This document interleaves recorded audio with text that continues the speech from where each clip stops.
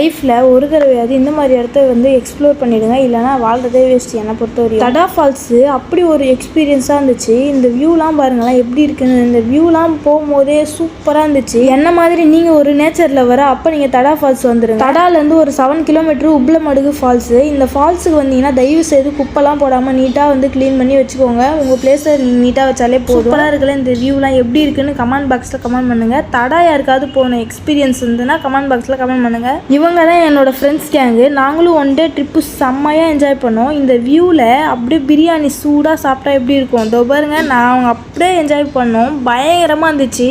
அந்த சத்தம் உங்களுக்கு கேட்குதா? அந்த சத்தம் பயங்கரமாக இருக்குல்ல. இந்த வியூலாம் வேற மாதிரி இங்கே இருந்தெல்லாம் போல் இருந்துச்சு. அந்த மாதிரி இருந்துச்சு. இந்த மாதிரி என்ஜாய் பண்ண பிடிக்குமா? செம்மையாக இருக்குல்ல. செம்மையான ஒரு என்ஜாய்மெண்ட்டு.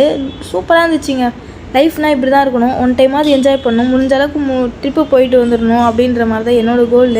தடாவில் தண்ணி இல்லை அப்படிலாம் கிடையாது. எந்நேரமும் தண்ணி இருக்குது. முடிஞ்ச அளவுக்கு ஒரு மெமரிஸை போயிட்டு க்ரியேட் பண்ணிட்டு வந்துருங்கப்பா. அப்புறம் ஒரு மெமரிஸாகவே ஆகிடும்.